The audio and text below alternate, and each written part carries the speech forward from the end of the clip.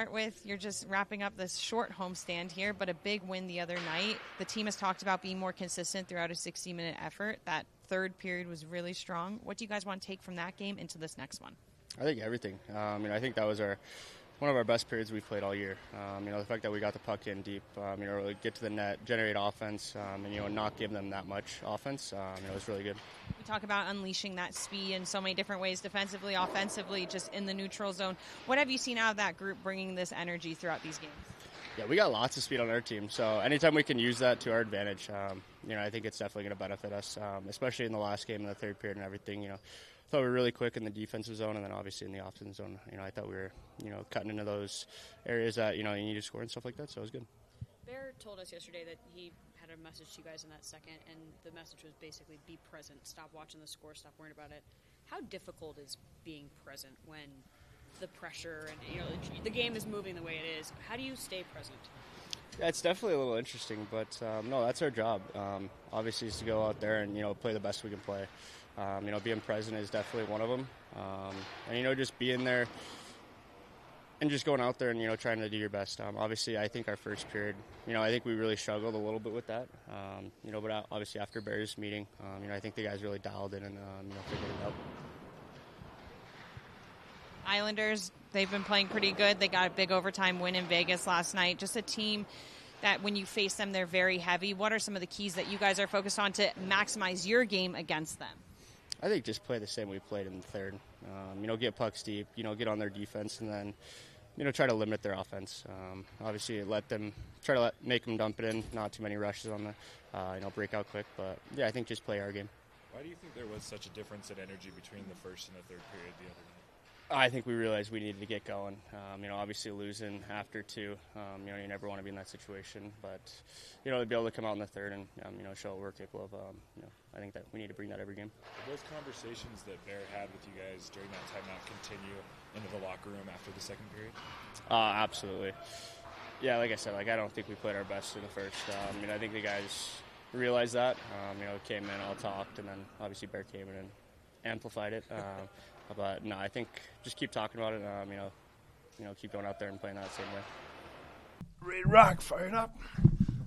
When it comes to the last 16 games, your blue line has had at least a point in those. They've had 32 points in the last 11. That's just helping this offense go, and you want offense from multiple different threats.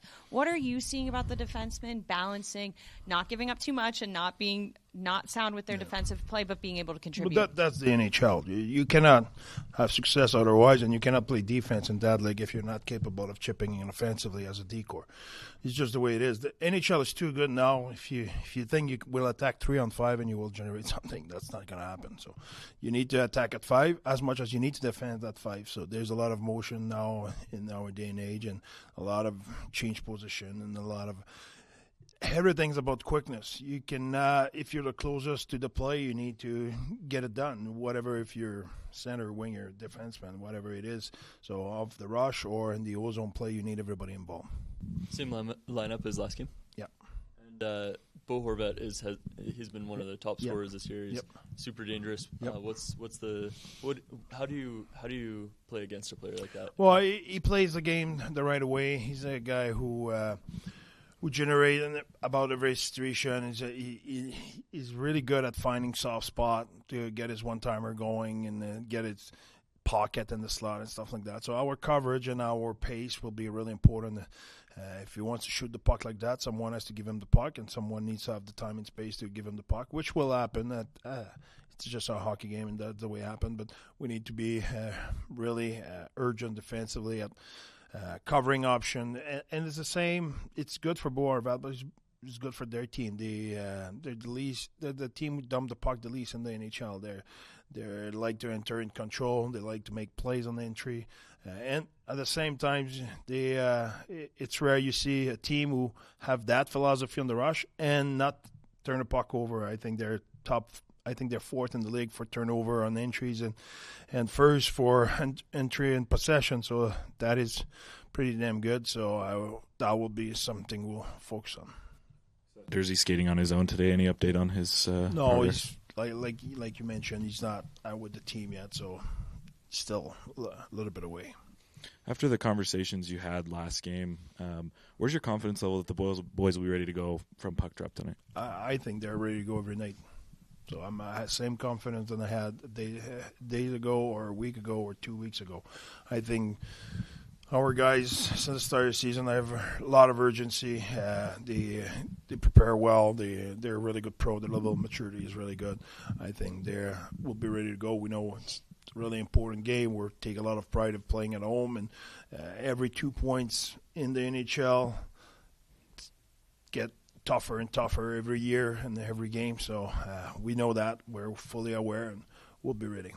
It's a little bit of a two-part question, but with the conversation we had yesterday about being mentally present in the game, I know how much you are a student of the game. What helps you stay present? And then when you're coaching your guys, that mental skill, what is that? How do you teach mental presence in a game? I think that the one thing is what you can control.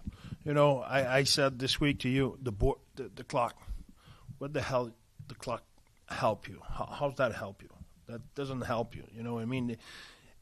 What help you is knowing where your assignment should be, what's your positioning, what's your fundamental, what's your read, what's your effort level has to be. Those are the things I can do something about it. The clock, there's nothing I can do about it. It's just the way it is.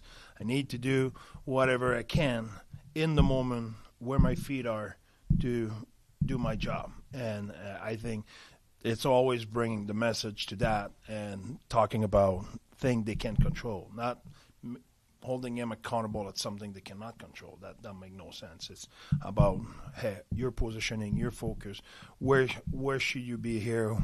What should you read? What's the situation on the ice? There's 10 guys on the ice. There's yourself, but there's 9 other guys plus the goalie. So it's to focus all the time on what we can control and how can we do that as every little task as best as we can every day. So as soon as you start to talk about result and talk about the score, and that's now you start to get lost in the shuffle. And when, example, last game, like I said, when they did 2-0, now suddenly the score was a big deal, and we didn't play as well. As soon as we get back at, hey, what we have to do to play well, and what's the level of intensity, focus, battle, positioning, decision we need to make, or the game turn around. So tonight we won't be perfect. It's impossible to be perfect for 60 minutes, mentally, physically, execution, whatever. But as soon as we go off track, we need to get back and, okay, what can we control and what we have to do? And as a coach, one big way for me, it's always to try to get better, try to make my message even more clear, make sure it's more consistent, make sure it's not having anything slip away. And because at the end of the day, it's not about sharing everything you know. That's the most stupid thing ever. It's sharing what they need to know. That's a big difference, because if you can overwhelm them with information, so you need to pick the right information. Coach, you've got some history with the other guy that's going to be on the other bench tonight coaching the New York Islanders, Patrick Waugh. Not just yourself, but your assistant coach, Mario Duhamel, as well. Can you take us through that relationship, what that experience was like coaching with one of the greatest goalies of all time? Yeah, exactly. He's a really emotional guy, like everybody will be surprised to hear, but at the same time, he's exactly what you expect. He's super hardworking.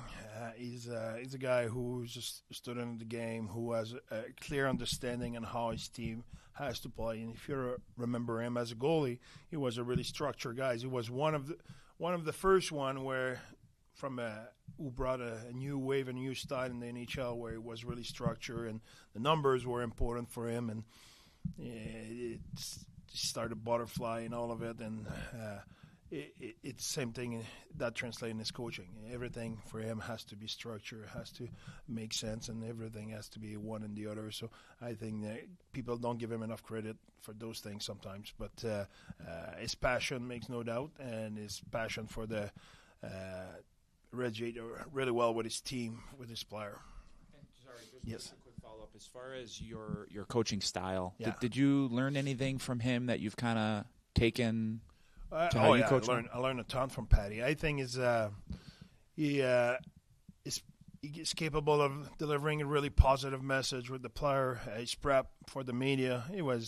I learned a lot from him with you guys. Pat is the kind of guy who always get prepared before. For me, my job was coaching. I did not understand at the time how important it was to be prepared to do that part of the job, and Patty taught me a lot on that, and as well on taught me a lot on the ins and outs of how the NHL player are thinking, which is at the high level, like he was and the competitor he was. So that was a great experience to coach with Pat, and obviously we had guys like Adam Foote on our staff, which I learned a lot from Footer as well. How much did you look up to Patrick when he was a player? I was a Nordic. That should tell you everything you need to know if you know the story between Nordic and Quebec Nordic and Montreal Canadian. Could not hate him more than that. But it's funny because I became GM in the queue at the very same time than Patty.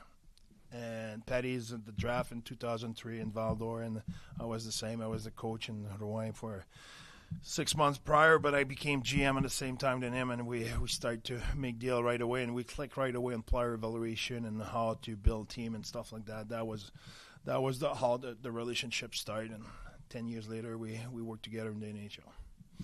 Last quick one. I wanted to follow up about Kailer Yamamoto. I know optionals are obviously optional, like a morning like today. What stands out about his work ethic and being able to, gets out there, does all the right things, but just his work ethic? He's great. He's a really good pro. Yami he's a really good pro, and he's a really good man. He's a really good person. He's relate with everybody in the team. He's a great teammate. Everybody love Yami, and I often say that people get fooled by his size. He's really good in his battle. He's really good on loose puck. He might be the best in our team at loose puck. If you look at his inside game, he has really good numbers. So he does a lot of stuff. Is exactly the opposite what people will think in terms of his size. And it's not the size of the dog in the fight. It's the size of the fight in the dog. It applied to him. Thanks, everyone.